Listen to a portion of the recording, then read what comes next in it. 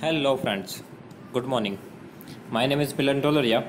In this video, we learn about exercise 3.5, question number 4, question number 5 and question number 6. Okay, so let's start it with question number 4. First of all, read this question. Comment on the mode for the following data showing the time taken in seconds for 8 competitors in a running race. Okay, comment on the mode for the following data showing the time taken for 8 competitors in a running race, and data is given to you 25.2, 26.5, 28.6, 32.1, 29.0, 29.3, 31.3 and 27.8. Okay, here we do not need to find the mode, but just we need to comment on the mode for the following data. Okay, that means here we need to give the suggestion, here we need to give the comment. Now if we look at this data here, 25.2, 26.5, 28.6, 32.1, 29.0, 29.3, 31.3, 27.3. So all observations are different. Okay, here if you look at the observation, then all the observations are different. That means there is not any single observation is there which repeated twice. Okay, all the observation are only one time here. Okay, सभी observation जो है वो एक ही बार यहाँ पे कोई भी observation repeat नहीं हो रहा है. तो मोड का बेसिकली फॉर्मूला क्या है कि जो भी नंबर सबसे ज़्यादा बार रिपीट हो वही होता है मोड का आंसर. बट यहाँ पे कोई भी नंबर रिपीट नहीं हो रहा है तो यहाँ पे मोड फाइंड नहीं हो सकता. राइट, तो हमें जो कमेंट लिखनी है वो हम यही लिखेंगे, here every observation are only one time in the data. Okay, here every observation are only one time in the data. So by using the definition we cannot find the mode. Okay, definition means we already learned one formula for mode, L plus Fm minus F1, that one for the continuous frequency distribution, right? 2Fm minus F1 minus F2 multiply C. This is the formula for continuous frequency distribution, and for discrete frequency distribution and for ungrouped data, most repetitive value, right? So that most repetitive value is the formula by the definition. Okay, definition में क्या है कि जो number सबसे ज़्यादा बार repeat हो वो है मोड. सो बाय डेफिनेशन जो एग्जैक्टली है कि जो ज़्यादा बार रिपीट हो उनके हिसाब से तो यहाँ पे कोई भी आंसर नहीं है, बट फिर भी हम मोड फाइंड कर सकते हैं एम्पिरिकल रिलेशन से. राइट, जो हमने ऑलरेडी क्वेश्चन नंबर 3 में यूज़ किया था, mode m0 is equal to 3m minus 2x पर. ये फॉर्मूला हम ऑलरेडी देख चुके हैं थियरी पार्ट में. Right, empirical relation 3m minus 2x पर. तो वही हमें यहाँ पे लिखना है, here every observation are only one time in the data. So by using definition we cannot find mode. We need to find mode by using the empirical relation. Okay, so first of all we need to find the mode. First of all we need to find the mean. For mean, what we need to do, we need to find the addition of all this number. It is called sigma x divided by total number of observation. Total 8 competitors are there, so divided by n, that means 8. This is the formula for mean. Right, after that we need to find the median, n plus 1 by 2th observation. Okay, first of all we need to arrange this data in ascending otherwise descending order.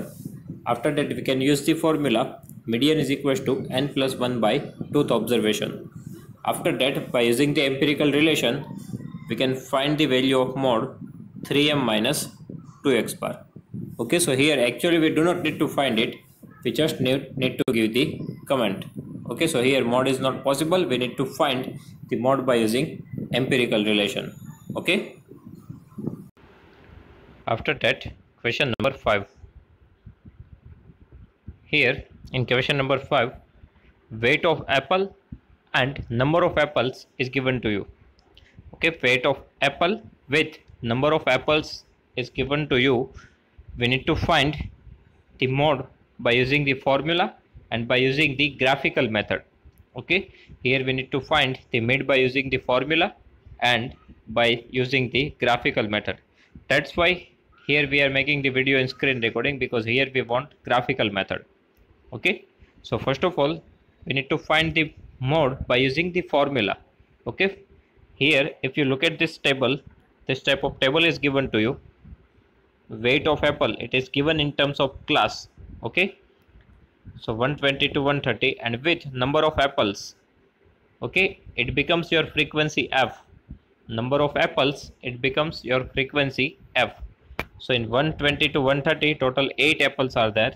In 130 to 140, 13 apples are there. In 140 to 150, 19 apples are there. 150 to 160, 23 apples are there. In 160 to 170, 10 apples are there. In 170 to 180, 8 apples are there. And in between 180 to 190, 4 apples are there. Okay, so one continuous frequency distribution table is given to you. Now, what is the formula of mode for continuous frequency distribution? Okay, for continuous frequency distribution, mode M0 is equals to L plus Fm minus F1 upon 2Fm minus F1 minus F2 multiplied by C. Okay, so here we want the value of L, lower limit of model class, Fm maximum frequency, F1 preceding frequency, 2 multiply Fm, F1 minus F2 succeeding frequency, and multiply C. It is class length of model class. Okay, if we want to find the median, then first of all we need to find the median class. So in mode, first of all we need to find the model class. Okay, for finding out median we need to find median class. For finding out mode we need to find model class. Okay, formula of median class, it is class including n by 2th observation. But here formula of model class, उसके लिए हमें ये देखना है कि सबसे ज़्यादा frequency कौन सी है. सबसे ज़्यादा फ्रीक्वेंसी कहाँ पे है? 23 है, तो 23 वाला जो क्लास है वही आएगा मॉडल क्लास. ओके, बहुत ही सिंपल फॉर्मूला है मॉडल क्लास के लिए. मैक्सिमम फ्रीक्वेंसी फाइंड करो, मैक्सिमम फ्रीक्वेंसी जो भी हो उनका जो क्लास है वही हमारे लिए हो जाएगा model class. Okay, one more thing, for finding out mean, class is given to you, f is given to you. After that, for finding out mean, first of all we need to find mid value x. After that, if we use the shortcut method, then we need to find the fx. Okay, in median, class and frequency, it is already given in the equation. We need to make the column of cf, right? For finding out the median, we want the column of cf, but for finding out the mode we do not need to do anything. Okay, in table we do not need to do anything. So mode find करने के लिए हमें और कुछ भी नहीं करना पड़ेगा, डायरेक्टली टेबल पे से ही हमें वैल्यू मिल जाएगी. ओके, मोड बहुत ही इजी है. सो नाउ हमें L तो यहाँ से मिल जाएगा, lower limit of model class 150. Okay, L क्या होगा? 150 lower limit of model class. So L हमारे लिए हो गया 150. नाउ क्लास लेंथ C, वो क्लास लेंथ भी किसकी लेनी है? मॉडल क्लास की. So 160 minus 150, it's a 10. Okay, model class की lower limit L 150, class length C 160 minus 150, it is C. C is equal to 10. Now we need to find FM, F1 and F2. Now in that FM means maximum frequency. Okay, तो आपको ये table में check करना है कि maximum frequency कौन सी है. 23 है, तो 23 हमारे लिए हो जाएगी FM मैक्सिमम फ्रीक्वेंसी. ओके, सबसे पहले हमें क्या ढूंढना है? मैक्सिमम फ्रीक्वेंसी FM जो है 23. नाउ F1 क्या होगा? ये जो मैक्सिमम फ्रीक्वेंसी है ठीक उसके ऊपर वाली प्रीसीडिंग. ओके, सो F1 होगा 19 और F2 क्या होगा? तो ठीक नीचे वाली फ्रीक्वेंसी 10. ओके, तो इसके लिए हमें सबसे पहले क्या ढूंढना है? FM मैक्सिमम फ्रीक्वेंसी, उसके ऊपर वाली जो F1 होगी, नीचे वाली है वो F2 होगी, ये फिक्स है. तो यहाँ पे हमारे पास सभी वैल्यू रेडी है. L 150 है, C 10 है, FM 23 है, F1 19, F2 10. सो ये सभी वैल्यू पुट करके बाय द फॉर्मूला हम मोड फाइंड कर सकते हैं. So now mod M0 is equal to L plus FM minus F1 upon 2FM minus F1 minus F2 multiply C। Now सबकी value put करो तो L हमें मिला था 150, आफ्टर दैट FM मिला था 23 माइनस F1 की वैल्यू थी 19। नाउ 2FM, सो 2 multiply FM 23, okay 2 multiply FM 23 minus F1 की वैल्यू 19 माइनस F2 की वैल्यू 10 और multiply class length C, it is 10। Okay, first of all 150 as it is, in numerator 23 minus 19 4 and multiply 10. Okay, here this multiplication of 10, it is with the numerator, so 23 minus 19 4 multiply this 10. Now in denominator 23 into 2 46, okay 23 into 2 46, and here minus 19 minus 10, so minus plus, that means we need to add this number. So 19 plus 10 29, and big number 19 have negative sign, so here negative sign. Okay, here minus plus, 19 plus 10 29, big number 19 have negative sign, so here negative sign. Okay, so now again 150 as it is, 10 into 4 40, and in denominator 46 minus 29 17. So finally आपको कैलसी का use करना है और 40 divided by 17 करो तो वो आएगा 2.35। Okay, सो 150 plus 2.35, तो इनके एडिशन का आंसर आएगा 152.35 ग्राम। ओके, तो इनके एडिशन का फाइनल जो आंसर आएगा मोड का वो आएगा 152.35। One more thing, for median and mode both, median और मोड दोनों का ही आंसर उनके क्लास में से ही आता है। मीडियन और मोड दोनों का आंसर उनके क्लास में से ही आता है, मतलब कि मोड फाइंड करना है तो मॉडल क्लास में से ही मोड का आंसर आता है। अब आप चेक कीजिए कि मॉडल क्लास क्या मिला था हमें, वो मिला था 150 to 160, तो हमारा जो आंसर है वो भी इसी रेंज में होगा और हमारा आंसर आया 152 point something. Okay, so 152 point something lies between 150 to 160, तो हमारा जो आंसर है ऑलवेज मॉडल क्लास के बीच में से ही आएगा, और यदि ना आए तो समझ लेना कहीं पे मिस्टेक हुई है। ओके, सो नाउ हमारा मोड जो है by definition by formula ready हो गया है। अब हमें यूज़ करनी है ग्राफिकल मेथड। तो ग्राफिकल मेथड में हमें क्या करना है, जो ग्राफ हम बनाएंगे उसमें ये जो क्लास हमें दिए हुए हैं मीन्स वेट ऑफ एप्पल, उनको हमें एक्स एक्सिस पे लेना है, और जो नंबर ऑफ एप्पल्स है फ्रीक्वेंसी एफ, उनको हमें वाई एक्सिस पे लेना है। ओके, एक्स एक्सिस पे हमारे क्लास रहेंगे, वाई एक्सिस पे फ्रीक्वेंसी रहेगी। ठीक है, एक्स एक्सिस पे क्या रहेगा क्लास और वाई एक्सिस पे रहेगी फ्रीक्वेंसी, और जो टेबल यहाँ पे आपको दिया है उनके बेस पे ही हम ग्राफ बनाएंगे।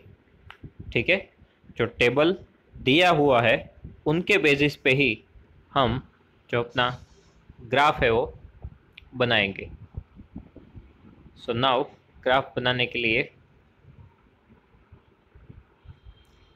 सबसे पहले यहाँ पे हमें क्या लेना है, एक्स एक्सिस पे क्लास लेना है, और क्लास कहाँ से स्टार्ट हो रहे हैं क्वेश्चन में चेक करो, तो क्लास कहाँ से स्टार्ट हो रहे हैं, सो 120 से स्टार्ट हो रहे हैं और ख़त्म हो रहे हैं 190 पे। ओके,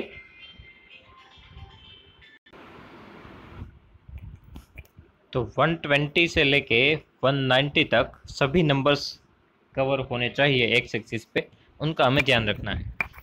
और आप एवरी क्लासेस पे देखें तो सब में जो डिफरेंस है वो 10-10 का है, राइट। 120 है, 130 है, 140 है, 150 है, 160 है, 170 है, 180 है, हमें पहुंचना है 190 तक। तो एक्स एक्सिस पे हमें उसी हिसाब से वैल्यू लेनी है, राइट। तो यहाँ पे स्टार्टिंग किया है 120 से, 120 वहाँ से स्टार्टिंग हमें करना है, 120, 130, 140, 150, 160, 170, 180 एंड 190, अप टू 190 तक हमें जाना है। और वो जो है यहाँ पे आपको क्या लिखना है, वेट ऑफ सफरजन, sorry weight of apple. Okay, so weight of apple यहाँ पे लिखना है। ये जो ग्राफ की इमेज है वो गुजराती मीडियम की है, इसीलिए यहाँ पे गुजराती में लिखा है। वेट ऑफ एप्पल यहाँ पे आएगा एक्स एक्सिस पे, वाई एक्सिस पे आपको क्या लिखना है, number of apples, that means आपकी फ्रीक्वेंसी जो है वो। अब हम फ्रीक्वेंसी की वैल्यू देखें, उनकी जो रेंज है वो कहाँ से कहाँ तक है। तो सबसे मिनिमम फ्रीक्वेंसी जो यहाँ पे दिख रही है वो है 4, तो 4 कवर होने चाहिए, और मैक्सिमम फ्रीक्वेंसी 23 है, वो भी कवर होने चाहिए। तो उसी हिसाब से हमें वाई एक्सिस पे नंबर्स लेने हैं, उसी हिसाब से हमें स्केल मेजरमेंट लेना है, राइट। तो 4 से लेके 23 तक नंबर्स कवर हो, उस हिसाब से हमें वाई एक्सिस की स्केल डिसाइड करनी है। तो यहाँ पे जो गैप लिया गया है वो है 5 का, 5, 10, 15, 20 एंड 25। ओके, 5, 10, 15, 20, 25। नाउ यहाँ पे हमें लिखना होगा स्केल मेजरमेंट एक्स एक्सिस। यहाँ पे हमें लिखना है scale measurement x axis. After that 1 centimetre is equal to, यहाँ पे हम गैप देखें तो कितना कितना लिया गया है, 10 का, right. So 1 centimetre is equal to 10 gram, because जो वेट आपको दिया गया है वो ग्राम में दिया गया है। तो 1 centimetre is equal to 10 gram. Okay, 10 का गैप लिया गया है। और वाई एक्सिस पे देखें तो हमें वाई एक्सिस पे क्या लेना है, 1 centimetre is equal to, sorry student, one more thing here, यहाँ पे आप देखो तो गैप तो 10 का है, बट 2 बॉक्स यूज़ किए हैं, राइट। एक बॉक्स जो है वो 1 सेंटीमीटर का रहता है, यहाँ पे 2 बॉक्स यूज़ किए हैं, एक बॉक्स 1 सेंटीमीटर का, तो टोटल 2 सेंटीमीटर हुए। तो यहाँ पे आपको 1 सेंटीमीटर नहीं बट 2 सेंटीमीटर के लिए लिखना होगा। So for X axis 2 centimetre is equal to 10 gram, और same for Y axis even 2 centimetre is equal to, वहाँ पे जो है वो नंबर ऑफ एप्पल्स है, तो यहाँ पे आपको लिखना है 5 apples. Okay, again I repeat this things, x axis 2 box use किए हैं तो 2 सेंटीमीटर, गैप लिया है 10, so 2 centimetre is equal to 10 gram. Weight, इसका जो यूनिट दिया है वेट का वो है ग्राम।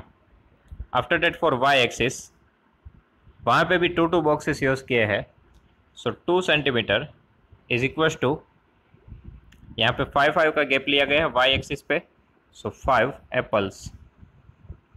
ओके, आप अपने हिसाब से स्केल डिसाइड कर सकते हो, और आपको ये जो है क्वेश्चन वो ग्राफ में भी करना है। ओके, इनका ग्राफ भी आपको ड्रॉ करना है। अब जो हमें टेबल दिया है उनके अकॉर्डिंग हमें यहाँ पे कॉलम लगाने होंगे। सो 120 to 130 के लिए है फ्रीक्वेंसी 8, 120 to 130 के लिए है फ्रीक्वेंसी 8। ओके, सो यहाँ पे 5 to 10 के बीच में हमें 8 ढूंढना है। ओके, 5 + 3 8 होता है, और यहाँ पे टोटल 10 बॉक्सेस है, राइट। टोटल कितने बॉक्सेस है, सॉरी लाइन कितनी है, 10 लाइन्स। दैट मीन्स 5 और 10 इन दोनों के बीच में कितनी लाइन है, 10 लाइन, और गैप कितना है 5, मतलब जो 2 लाइन है वो एक एप्पल रिप्रेजेंट कर रही है, राइट। अल्टरनेटली आप सोचो तो 5 to 10 के बीच में कितनी लाइन्स है, 10 लाइन्स है, क्योंकि 2 बॉक्स यूज किए हैं, राइट। सो 10 लाइन्स वो क्या रिप्रेजेंट कर रही है, 5 एप्पल। सो 1 एप्पल रिप्रेजेंट करने के लिए कितनी लाइन चाहिए, 2। अब आप 5 देखो, सो 5 + 3 8 होता है, राइट। 5 + 3 8, सो हमें 3 एप्पल प्लस करने हैं, तो कितनी लाइन्स ऊपर तक जाना होगा, तो 6 लाइन्स, क्योंकि एक एप्पल के लिए 2 लाइन चाहिए, तो 3 एप्पल के लिए 6 लाइन चाहिए, राइट। तो 5 के ऊपर आप लाइन काउंट करो तो 6 लाइन चाहिए, तो 5 तो ये बॉक्स वाली एंड प्लस दिस वन, तो यहाँ पे आपका रहेगा 8। ओके, आप पहले से ग्राफ ड्रॉ करते हैं वो 7 8 स्टैंडर्ड से, तो ये आपको पता ही होगा कि किस हिसाब से 8 लिया जाएगा। वो 5 + 3 8 होता है, एक एप्पल के लिए 2 लाइन चाहिए, तो +3 एप्पल के लिए 6 लाइन, तो आपको 5 के ऊपर 6 लाइन लेनी है, वहाँ पे आपका रिप्रेजेंट होगा 8। और 120 to 130, 120 to 130 ये पूरा क्लास है वो कितने तक जाएगा, 8। ओके, तो इस हिसाब से ड्रॉ होगा, पूरा क्लास जो है वो 8 फ्रीक्वेंसी है, सो 120 to 130 के लिए 8। आफ्टर दैट 130 to 140 के लिए यहाँ पे है 13, 130 to 140 के लिए फ्रीक्वेंसी है 13। यहाँ पे जो 5 का गैप्स लिया गया है उसकी जगह पे आप 2 का गैप्स लो, तो आपको बहुत आसान रहेगा। राइट। इवन नंबर से वो सभी रिप्रेजेंट हो जाएंगे और ऑड नंबर है वो एग्जैक्टली सेंटर में आते जाएंगे। तो ये बहुत इजी रहेगा। अब 5-5 का गैप मत लेना, हो सके तो 2-2 का गैप लो। ओके, उससे इजीली रिप्रेजेंट हो जाएगा। अब 130 to 140 उनके लिए हमें पहुंचना है 13 तक, राइट। तो 10 + 3 होता है 13। अगेन 3 के लिए कितनी लाइंस चाहिए? 6 लाइंस। तो 10 के ऊपर 6 लाइन तक जाओ, वो आपका आएगा 13। ओके, 130 to 140, तो ये पूरा जो गैप है वो कहाँ तक जाएगा? फ्रीक्वेंसी 13 तक। ओके, इन सिमिलर वे हमें ये ग्राफ ड्रॉ करना है। So after that for 140 to 150 हमें पहुंचना है 19 तक। ओके, 140 to 150 कहाँ तक पहुंचना है? 19 तक। सो 19 मीन्स 15 + 4। सो +4 के लिए कितनी लाइंस आएगी? 8 लाइंस मल्टीप्लाई 2, राइट। सो 15 के ऊपर आपको 8 लाइन काउंट करनी है, वहाँ पे आपका रहेगा 19। ओके, सो 140 to 150 उनको आपको ले जाना है 19 तक। ओके, 15 के बाद 8 लाइन आएगी, तो यहाँ तक आपका रहेगा 140 to 150। आफ्टर डेट 150 to 160 के लिए है 23। सो 23 डेट मीन्स 20 + 3, और +3 के लिए आपको 6 लाइन ऊपर जाना होगा। तो 20 + 6 लाइन यहाँ पे आपका रिप्रेजेंट होगा 23। ओके, सो 150 to 160 उनको आपको 23 तक पहुँचाना है। आफ्टर डेट फ्रीक्वेंसी है 10, 8 and 4। ओके, सो 160 to 170 उनके लिए 10 है, तो 10 तो यहाँ पे एग्जैक्टली सामने ही आएगा, राइट। वो तो एग्जैक्टली रिप्रेजेंट होगा, सो इनको ले जाना है 10 तक। आफ्टर दैट है 8 हम ऑलरेडी रिप्रेजेंट कर चुके हैं, राइट, यहाँ तक, ये वाली लाइन तक। तो उसी वाली लाइन तक 170 to 180 रहेगा। ओके, और लास्ट जो है 180 to 190 उनके लिए फ्रीक्वेंसी क्या है? 4। ओके, तो उनको हमें 4 तक पहुँचाना है ना। 4 मीन्स कितनी लाइन्स आएगी? 8 लाइन्स, वो भी 0 से, राइट। सो 0 से 8 लाइन तक आप जाओ, वो आएगा 180 to 190। और हम एक्स एक्सिस पे देखें तो यहाँ पे कितने कितने का गैप्स लिया गया है? 10-10 का, राइट। 120 to 130 10 का गैप है, 130 to 140 10 का गैप है। दूसरा, दो बॉक्सेस यूज़ किए हैं, तो ये जो 0 है वहाँ से भी आपको 2 बॉक्स ब्लैंक छोड़ने होंगे। दूसरा, आपको ये भी देखना है कि यहाँ पे है 130, आफ्टर डेट 140, आफ्टर डेट 150 ना। 130 से आगे है 120, तो 120 से आगे क्या होना चाहिए? 10-10 का गैप्स लिया है, तो 120 के आगे क्या होना चाहिए? 110 होना चाहिए, बट यहाँ पे है क्या? 0, राइट। 120 के आगे क्या होना चाहिए? 110, बट हमने लिया है 0। उनका मीनिंग ये है कि 0 से 110 तक का ग्राफ हमने स्किप किया है, राइट। 0 से लेके 110 तक का ग्राफ हमने क्या किया है? स्किप। तो यहाँ पे आपको ऐसी साइन शो करनी है। अब स्ट्रिंग देखो, स्ट्रिंग एकदम स्ट्रेट पोजीशन में हो तो ऐसी होती है, राइट। अब उनको आप नज़दीक ले जाओ तो ऐसे ऐसे हो जाएगी, मतलब, राइट। मतलब आप दोनों हाथ से टाइट उनको स्ट्रेच करोगे तो ऐसी रहेगी स्ट्रिंग, मतलब कि डोरी, राइट। बट जैसे जैसे आप उनको दोनों हैंड को पास में लेते जाओगे वैसे क्या होगा? ऊपर नीचे हो जाएगा। तो वही होता है ग्राफ में। ग्राफ में स्टार्टिंग 0 से है, यहाँ पे 10 रहेगा, 20 रहेगा, up to 110 and 120, right. But यहाँ तक का ग्राफ है वो यूज़ ही नहीं हो रहा है, तो इसको हमने क्या किया है? पास पास में ला दिया है, राइट। इसीलिए जो स्ट्रेट लाइन है वो कैसी हो जाती है? ऐसी, राइट, जो हमें उस पर अस्पताल पे दिखने को मिलती है वैसे, हार्ट बीट। सो वैसे ही आपको यहाँ पे एक ऐसी साइन लगानी है, वो दिखाएगा कि आपने यहाँ तक का ग्राफ जो है वो स्किप किया है। ओके, अब यहाँ से मोड कैसे फाइंड करना है? एक बार ये आपका ग्राफ बन गया, कॉलम्स बन गए, उनके बाद मोड फाइंड करना बहुत ही ईजी है ग्राफिकल मेथड से। उनके लिए आपको क्या करना है? सबसे ज़्यादा हाइट जो कॉलम की है वो सिलेक्ट करना है।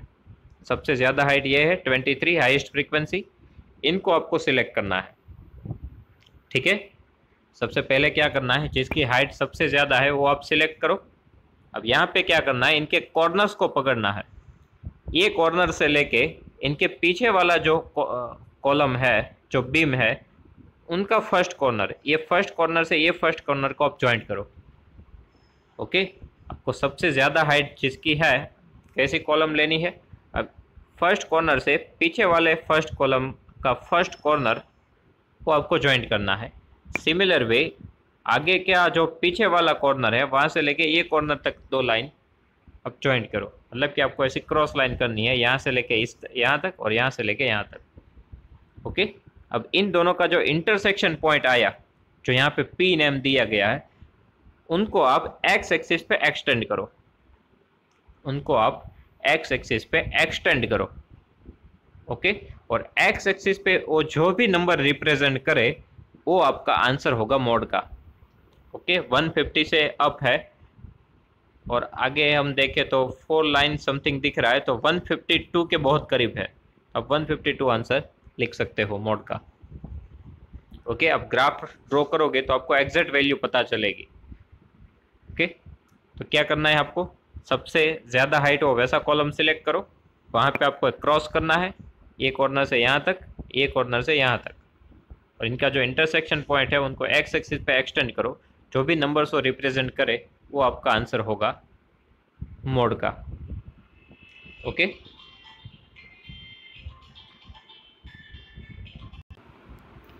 सो ग्राफिकल मेथड जो है वो बहुत ही इजी है। सबसे पहले आपको एक ग्राफ बनाना है, क्रॉस करो, ज्वाइंट करो, इंटरसेक्शन पॉइंट आपको आंसर देगा मोड का। ओके, और स्टूडेंट्स ये जो ग्राफिकल मेथड है वो एग्जामिनेशन पॉइंट ऑफ व्यू से तो ज़्यादा इम्पोर्टेंट नहीं है, राइट? बहुत ये कभी पूछा नहीं गया है मेथड, ग्राफिकल मेथड एग्ज़ाम में। ओके, बट आप ये फिर भी एक बार ये मेथड देख लो, शायद इन फ्यूचर कभी पूछा जाए तो आपको काम आएगा। अब तक तो ये पूछा नहीं गया है। Okay, after that question number 6, यहाँ पे आपको हाउस रेंट दिए है 1000 रुपीज़ में इन टर्म्स ऑफ क्लास, साथ में नंबर ऑफ फैमिलीज दी है। ओके, हमें इनका मोड फाइंड करना है, वो भी ग्राफिकल मेथड से। ओके, हाउस रेंट दिया है, नंबर ऑफ फैमिलीज दी है, तो यहाँ पे जो हमें दिया है वो 0 to 5, हाउस रेंट जो 1000 रुपीज़ में है उसमें नंबर ऑफ फैमिली है 1, 5 to 10 के लिए है 7, 10 to 20 के लिए है 14, 20 to 30 के लिए है 16 एंड 30 to 50 के लिए है 12। यहाँ पे हमें डायरेक्टली ग्राफिकल मेथड ही यूज़ करनी है। बट ग्राफिकल मेथड में हम क्या करते हैं, जिस कॉलम की हाइट सबसे ज़्यादा हो उनको सिलेक्ट करके वहाँ पे क्रॉस मार्क करके इंटरसेक्शन पॉइंट फाइंड करते हैं, राइट? तो यहाँ पे क्या होगा, सबसे पहले तो आप ये क्लास ध्यान से देखो, 0 to 5 कितना गैप है 5, 5 to 10 कितना गैप है 5। यहाँ पे हालांकि मैंने एक कॉलम बनाई है क्लास लेंथ सी के लिए। ओके, तो 0 to 5 के क्लास लेंथ क्या है 5, 5 to 10 की क्लास लेंथ क्या है 5। क्लास लेंथ कैसे फाइंड होती है, upper limit minus lower limit, so here 10 minus 5। Okay, now 10 to 20, so 20 minus 10, तो क्लास लेंथ क्या हुई 10। 20 to 30, 30 minus 20, क्लास लेंथ क्या हुई 10। 30 to 50, क्लास लेंथ क्या हुई 50 minus 30, 20। तो ये सभी जो क्लास है उसमें क्लास लेंथ सेम नहीं है। ओके, इन सभी क्लास में क्लास लेंथ सेम नहीं है। अब इससे प्रॉब्लम क्या होती है, मान लो कि बहुत सारे नंबर्स है, उनके लिए हमने ऐसा क्लास बनाए 5 to 10, 10 to 15, 15 to 20। अब मैं 20 से सीधा 100 दे देता हूँ और अगेन 100 से 105, 105 से 115। तो सबसे ज़्यादा नंबर्स होने के चांसेस किस में है, सबसे ज़्यादा फ्रीक्वेंसी कौन से क्लास की हो सकती है? Obviously 20 to 100, right? क्योंकि उसमें तो बहुत बड़ी रेंज है 20 to 100, राइट? अब 5 to 10 है, 10 to 15 है, 15 to 20 और 20 to 100, तो ऑब्वियसली 20 to 100 का जो कॉलम बनेगा वो ज़्यादा ही होगा। तो यहाँ पे हुआ क्या, इनके पास जो गैप है वो 5 का ही है, इनके पास गैप 80 का है, इसीलिए इनकी फ्रीक्वेंसी ज़्यादा हुई। तो ये तो चीटिंग हुई, राइट? ये तो चीटिंग है, इनके पास 5 का ही गैप है तो उनकी फ्रीक्वेंसी तो बड़ी होगी ही नहीं, राइट? इनके पास 10 to 15, उनके पास भी 5 का गैप है तो उनकी फ्रीक्वेंसी तो बड़ी होगी ही नहीं, राइट? और 20 to 100 बहुत बड़ा गैप आप दे दोगे तो उनकी फ्रीक्वेंसी तो ज़्यादा ही आएगी। तो ग्राफिकल मेथड में ये इश्यू रहेगा, ये चीटिंग है, ये चीटिंग हम नहीं होने देंगे। राइट। तो हम क्या करेंगे, सबको एवरेज फ्रीक्वेंसी प्रोवाइड करेंगे, सबको एवरेज फ्रीक्वेंसी प्रोवाइड करेंगे विथ रिस्पेक्ट टू इस क्लास लेंथ। ओके, मतलब हम क्या देंगे इनको, यहाँ पे 20 to 100 है, राइट। यदि इनके पास भी गैप 5 का ही होता तो इनके पास फ्रीक्वेंसी क्या होती। ओके, अगेन थोड़ा वर्ड्स डिफिकल्ट है इनके, फिर से बोल रहा हूँ, 20 to 100 बहुत बड़ा गैप है, यहाँ पे क्लास लेंथ ज़्यादा है, राइट। तो इनकी फ्रीक्वेंसी ऑब्वियसली ज़्यादा होगी, तो हम इसकी प्रोपोर्शनेट फ्रीक्वेंसी फाइंड करेंगे। कभी तो इनका गैप 80 है इसीलिए फ्रीक्वेंसी ज़्यादा है, बट इनका गैप यदि 5 का ही होता तो इनके पास फ्रीक्वेंसी क्या होती। मतलब अल्टरनेटली आप समझो तो क्या होगा, जो 20 to 100 है, मान लो कि उनकी फ्रीक्वेंसी आई है 80।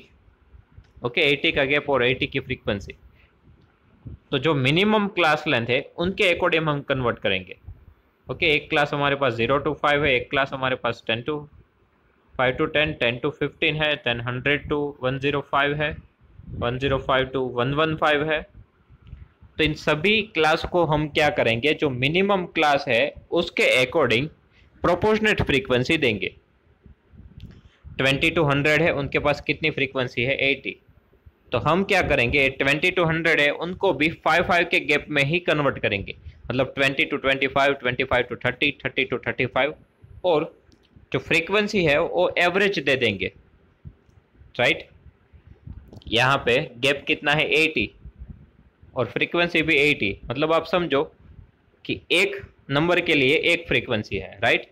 20 to 100, 80 का गैप है और 80 सामने फ्रीक्वेंसी है, तो पर नंबर 1 फ्रीक्वेंसी है, राइट। मतलब यही क्लास यदि मेरा 20 to 25 होता तो इसमें 5 नंबर्स हुए तो उनकी फ्रीक्वेंसी क्या होगी, 5। ये हुई एवरेज। 25 to 30 उनके लिए भी 5 का गैप है तो फ्रीक्वेंसी 5। मतलब कि ये जो है वो हम एवरेज फ्रीक्वेंसी दे रहे हैं, प्रोपोर्शनल फ्रीक्वेंसी दे रहे हैं, right, according to minimum class length. मतलब कि हम कर क्या रहे हैं, इन सभी क्लास को जो मिनिमम क्लास लेंथ है उनके अकॉर्डिंग फ्रीक्वेंसी दे रहे हैं। मतलब ये जो बड़ा क्लास है यदि वो छोटा क्लास होता तो उनकी फ्रीक्वेंसी क्या रहती। ओके, तो उससे क्या होगा, सभी को इक्वल प्रोपोर्शनेट फ्रीक्वेंसी मिलेगी, तो फिर कोई चीटिंग नहीं होगी, ठीक है। यहाँ पे बड़ा गैप होगा। अब यहाँ पे आप देखो, इनकी क्लास लेंथ 5 है, इनकी क्लास लेंथ भी 5 है, इनकी क्लास लेंथ 10 है, इनकी क्लास लेंथ 10, इनकी 20, राइट। तो क्लास लेंथ सेम नहीं है तो फ्रीक्वेंसी में गड़बड़ हो सकती है, ठीक है। तो इन सबको हम प्रोपोर्शनेट फ्रीक्वेंसी देंगे। तो इनके लिए आपको क्या करना होगा, आपके पास हाउस रेंट क्लास तो है ही, फ्रीक्वेंसी भी आपको दी है, एक कॉलम बनाओ आप क्लास लेंथ सी की, आफ्टर दैट प्रोपोर्शनेट फ्रीक्वेंसी की कॉलम बनाओ। अब प्रोपोर्शनेट फ्रीक्वेंसी का फॉर्मूला क्या आएगा, प्रोपोर्शनेट फ्रीक्वेंसी का फॉर्मूला क्या आएगा, तो हम सभी क्लास को कन्वर्ट किसके अकॉर्डिंग कर रहे हैं, मिनिमम क्लास लेंथ, राइट। अब कोई भी एक क्लास उठा लो, मान लो 10 to 20, उसकी फ्रीक्वेंसी है 14। इनको हम कन्वर्ट कैसे करेंगे, इनके पास कितना गैप है, 10 का, तब उसकी फ्रीक्वेंसी क्या है, 14। मिनिमम क्लास लेंथ क्या है, 5। मतलब हमें ये लिखना है कि जब इनका गैप 10 है तो इसकी फ्रीक्वेंसी 14 है, तो जब इनका गैप 5 हो जाएगा तब फ्रीक्वेंसी क्या रहेगी। ओके, ये हम फॉर्मूला कैसे जनरेट करें वो मैं आपको एक्सप्लेन कर रहा हूँ। यहाँ पे तो गैप 10 का है तो इनकी फ्रीक्वेंसी 14 है, बट यदि इनका गैप 5 का ही होता तो इनकी फ्रीक्वेंसी क्या होती। ये इनको आप सॉल्व करने का तरीका जानते होंगे, 5 × 14 divided by first number 10, right. So 5 × 14 divide by 10, ये इसका फॉर्मूला होगा।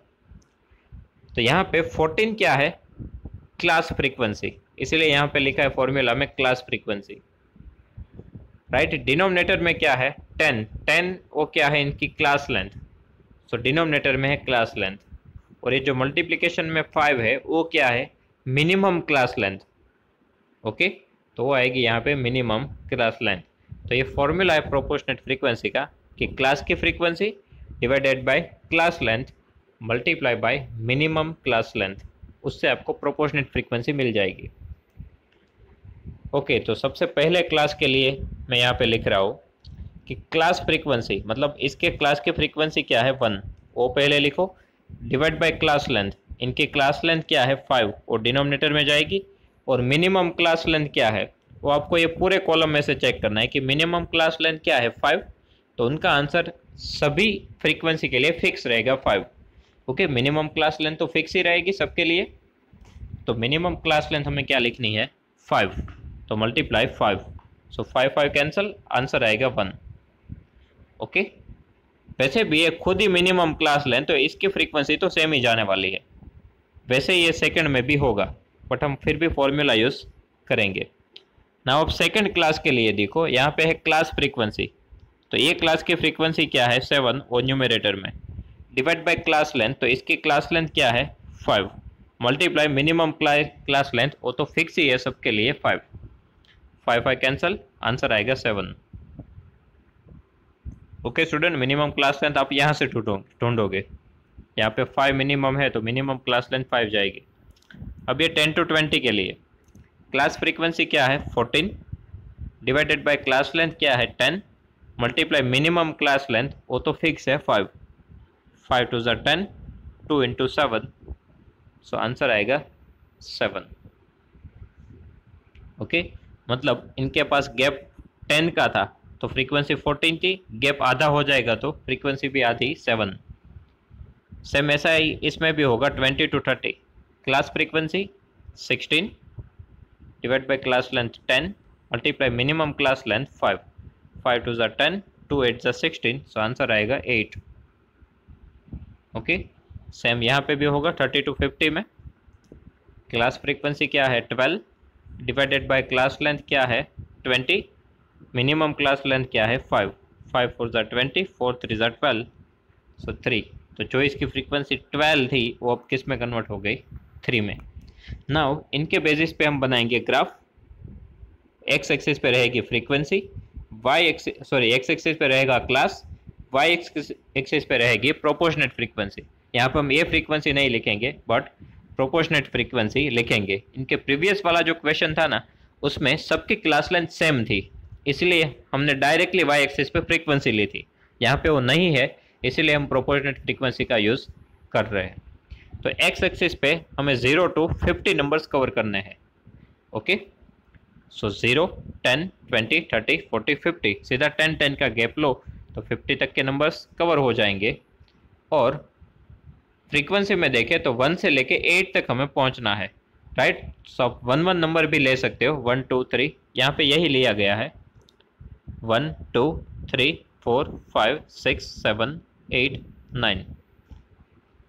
ओके, और यहाँ पे आप देखो तो ग्राफ हमने स्किप नहीं किया है, 20 है उसके आगे 10 है तो उसके आगे 0 ही होगा और 0 ही है, मतलब कि ग्राफ एज इट इज है। ऐसा ही यहाँ पे है 6 5 4 3 2 1, 1 के आगे तो 0 ही होगा। और अब यहाँ पे हमें लिख देना है स्केल मेजरमेंट। स्केल मेजरमेंट में हालांकि हमने 2 बॉक्सेस का यूज़ किया है तो हम ये भी लिख सकते हैं कि 2 centimetre is equal to ₹10। Okay, scale measurement x axis 2 centimetre is equal to 10, but हम इसको 1 सेंटीमीटर के अकॉर्डिंग भी लिख सकते हैं, राइट। 2 सेंटीमीटर के लिए 10 है तो 1 सेंटीमीटर के लिए क्या होगा ₹5। और वाई एक्सिस पे भी देखें तो वहाँ पे भी हम सेम ही लिख सकते हैं 2 centimetre is equal to 2 families, but हम 1 सेंटीमीटर के लिए भी लिख सकते हैं 1 centimetre is equal to 1 family. Okay, तो यहाँ पे आ जाएगा स्केल मेजरमेंट। एक्स एक्सिस पे हमने रिप्रेजेंट जो किया है वो रेंट है, वाई एक्सिस पे जो रिप्रेजेंट किया है वो नंबर ऑफ फैमिलीज है। नाउ हमें इनके अकॉर्डिंग एक ग्राफ बनाते जाना है 0 to 5, उसके लिए आंसर है 1, तो 1 है यहाँ पे, सो 0 to 5 1। ओके, यहाँ पे आपका 5 है, सो 0 to 5 के लिए 1। आफ्टर डेट 5 to 10 के लिए 7। ओके, तो 7 यहाँ पे है, 5 आपका यहाँ पे है, 5 to 10 के लिए 7 तक आपको एक कॉलम ले जानी है। आफ्टर डेट 10 to 20 उनके लिए भी 7 है, 10 to 20। ओके, 10 यहाँ पे 20 यहाँ पे, सो 10 to 20 उनको भी आपको 7 तक पहुँचाना है, तो 10 to 20 वो भी जाएगा 7 तक। आफ्टर डेट 20 to 30 उनको पहुँचाना है 8 तक, सो 20 to 30 8 तक पहुंचा दो, और 30 to 50 वो है 3। सो यहाँ 30 से लेके 50 तक 3। ओके, अब हमें मोड कैसे फाइंड करना है, बहुत इजी है। सबसे ज़्यादा जिसकी हाइट है वो कॉलम सिलेक्ट करो, मतलब कि ये वाला। ओके, यहाँ इस कॉर्नर से लेके इस कॉर्नर तक, ये दूसरे कॉर्नर से यहाँ तक एक क्रॉस अब हमको लगाना है। इनका इंटरसेक्शन पॉइंट जो भी आए उनको एक्स एक्सिस पे आप एक्सटेंड करो। ओके, एक्स एक्सिस पे आप एक्सटेंड करोगे तो यहाँ पे सेकेंड लाइन पे टच हो रहा है वैसा दिख रहा है, मतलब कि आंसर आएगा 22। ओके, 20 के बाद 2, 22। तो एक ग्राफ बनाओ, हाईएस्ट हाइट सेलेक्ट करो, यहाँ पे एक क्रॉस लगाओ दोनों कॉर्नर तक।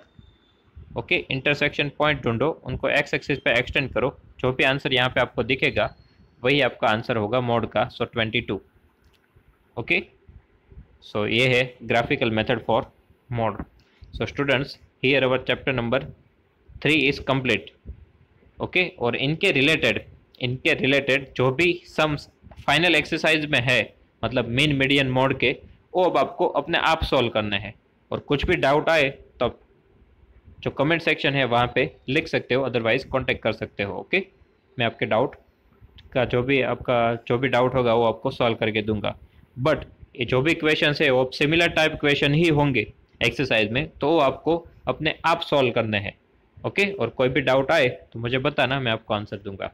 Okay, thank you.